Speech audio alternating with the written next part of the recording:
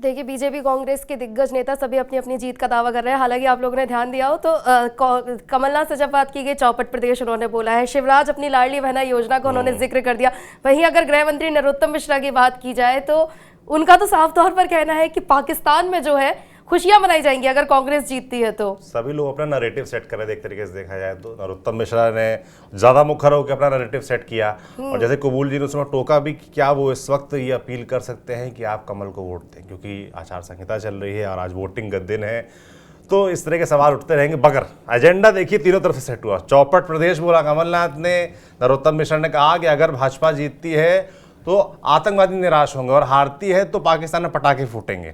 इस तरह शिवराज ने लाडली बहना योजना का जिक्र कर दिया। लाडली बहना बोल तो बहना भी सकते थे, पर उन्होंने लाडली बहना बोला, क्योंकि इसमें आप देखिए वो घेरे में भी नहीं आते और साथ में उनकी जो योजना है उसका प्रचार भी हो जाता है। और लाडली बहना योजना वैसे भी सरोज जी, एक और चीज देखिएगा कि यही तीन एजेंडे हैं, तीन नेताओं ने तीन बात की हैं, और पूरे इलेक्शन में यही तीनों के नैरेटिव का भी एंगल था। हमेशा कमलनाथ जिस तरह से भ्रष्टाचार के इशू को, मध्य प्रदेश की बदहाली को लेकर मुद्दा बना रहे थे, वो उसी पे आज उन्होंने भी बात किया। शिवराज सिंह चौहान पूरे इलेक्शन के दौरान लाडली बहना को ही अपना नैरेटिव सेट कर रहे थे, उसी के जरिए वो सत्ता में वापसी की उम्मीद लगा रहे थे, वो उन्होंने वही बात की। नरोत्तम मिश्रा ने अपनी परंपरागत जिस तरह की राजनीति करते हैं, जिस तरह के हार्ड को हिंदुत्व की पॉलिटिक्स करते हैं, और उन्होंने वही बात आज भी दोहराई है। तो आप देखिए कि इनके जो बात करने शुरू से इलेक्शन में जिस एजेंडे पे चल रहे थे, जिस रास्ते पे चल रहे थे, आज भी उसी रास्ते पे कहीं ना कहीं कायम है। बस ये है कि आज जिस तरह से थोड़ा सा मुझे लगता है कमलनाथ ने धैर्य के साथ किया, लेकिन बाकी लोगों ने उसी मुखर तरीके से किया। बिल्कुल। देखिए, आमिर भी कुछ कह रहे थे, आमिर का भी रुख करते हैं। काफी संख्या उनके पीछे भी मुझे नजर आ रही है मतदाताओं की। देखिए, मतदाता तो खुलकर वोट करने के लिए पहुंच रहे हैं, लेकिन मन में क्या है मतदाताओं के, ये समझना बहुत मुश्किल है। चाहे वो चुनाव से पहले हो, चुनाव प्रचार के समय हो, चाहे मतदान के समय। क्योंकि जिस समय हमने भी जनता से बात की तब उनका यही कहना था कि मध्य प्रदेश में इस बार कई सारे मुद्दे हैं, लेकिन जिस तरह से मुद्दों को डाइवर्ट किया गया, मुद्दों को कई तरह से घुमाने की कोशिश जरूर हुई। बीच में कई तरह के मुद्दे बीच में ऐसे भी बने थे। जब कांग्रेस ने अपना थीम सॉन्ग जारी किया तो भाजपा ने आरोप लगाया कि ये पाकिस्तान से चुराया हुआ थीम सॉन्ग है। फिर इस पर विवाद खड़ा हुआ। भारतीय जनता पार्टी की ओर से कई जगहों पर राम मंदिर के पोस्टर लगाए तो कांग्रेस ने इस पर आपत्ति जताई कि भाई राम मंदिर के पोस्टर जो है लगाकर भारतीय जनता पार्टी राम को राजनीति मिलाकर उनके नाम पर वोट लेना चाहती है। फिर इस पर राजनीति हुई। फिर कई तरह के बयान सामने आए, उसको लेकर भी सियासत देखने को मिली थी। लेकिन अब जिस तरह से देख रहे हैं हम कि मतदान वाले दिन भी जो बड़े नेताओं के अभी हमने बयान सुने, वो कहीं ना कहीं अपना जिस तरह से इशारों में अपना नैरेटिव सेट करते हुए नजर आए। और अभी जिस तरह से बात की गई, सौरभ जी ने भी और कबूल जी ने भी कहा कि इशारों में दोनों ही दलों के नेताओं ने ये जरूर इस पर लोगों से कहने की कोशिश की है कि उन्हें किसे वोट करना है।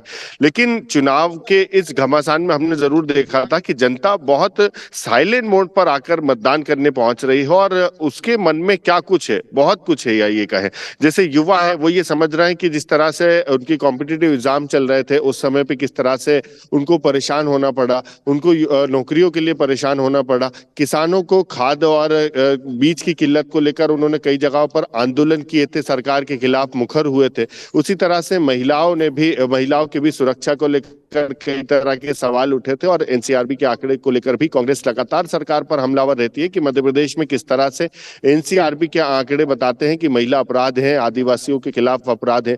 आदिवासियों के मुद्दे को भी कांग्रेस ने कई भुनाने की कोशिश की कि आदिवासियों पर किस तरह से मध्य प्रदेश में अपराध हुए। जिस तरह से जो सीधी का पेशाब कांड है उसको काफी भुनाने की कोशिश कांग्रेस ने की थी, और आदिवासियों के बीच में जन जागरण यात्राएं निकालकर बताया कि प्रदेश में कहां किस तरह से आदिवासियों पर अपराध हुए और सरकार भारतीय जनता पार्टी की थी, और किस तरह से कार्रवाई सरकार ने की है या किस तरह से उनका सपोर्ट किया, किस तरह से सत्ताधारी दल के लोग इसमें शामिल थे। तो कई तरह से बताने की कोशिश की।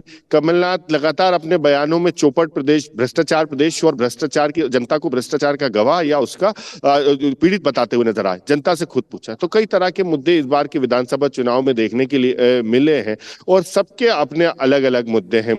महिला हो, युवा हो, चाहे किसान हो, चाहे वो उद्योगपति हो, चाहे वो व्यापारी हो, चाहे वो इसके अलावा छोटे व्यापार से जुड़ा हुआ व्यक्ति हो, चाहे वो अलग अलग किसी भी जुड़ा हुआ हो, उसके अलग अलग मुद्दे हैं। और इस बार के मुद्दे कई तरह के हैं। कर्मचारियों के लिए सबसे बड़ी बात यह है कि उन्होंने अपनी लंबित मांगों को सरकार के सामने रखकर आंदोलन भी किए थे, लेकिन सबसे महत्वपूर्ण विषय है कि कांग्रेस ने इस बार ओल्ड पेंशन स्कीम को जो है ओपीएस को लागू करने की बात की है। पुरानी पेंशन स्कीम अगर मध्य प्रदेश में कांग्रेस की सरकार बनेगी तो घोषणा की गई है कि उसको लागू किया जाएगा। और लंबे समय से बड़ा कर्मचारी वर्ग जो है वो इस बात को लेकर सरकार से मांग कर रहा था।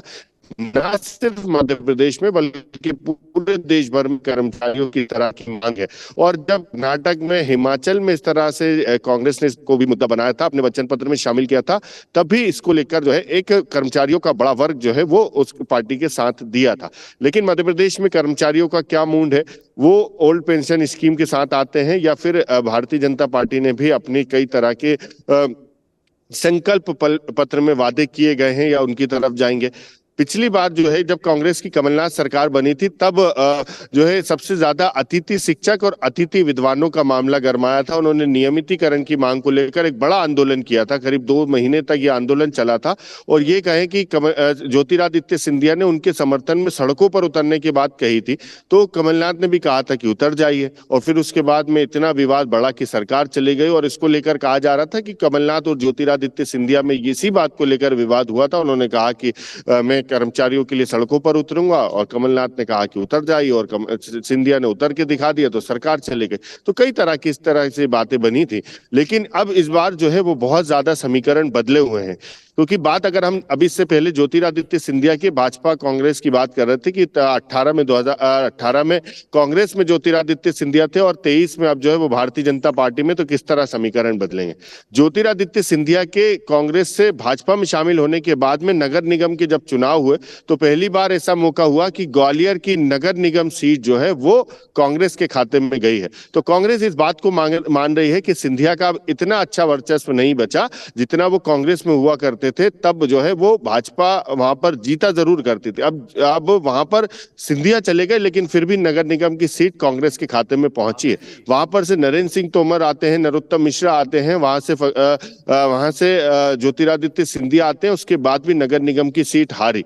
वहां से मुरैना की सीट नगर निगम की हारी, जबलपुर की सीट नगर निगम की हारी। तो इसी तरह से एक सीट आम आदमी पार्टी के खाते में पहुंची सिंगरौली की। तो एक कांग्रेस नगर निगम के चुनाव को जो है सेमीफाइनल का रूप मानते हुए विधानसभा के चुनाव में उतरी थी। और ये माना था कि जैसे पंचायत में और नगर निगम में कांग्रेस का अच्छा परफॉर्मेंस रहा था, वहां से अच्छी सीटें देखने को मिली थी, तो अब विधानसभा के चुनाव में जनता उसी तरह साथ देगी।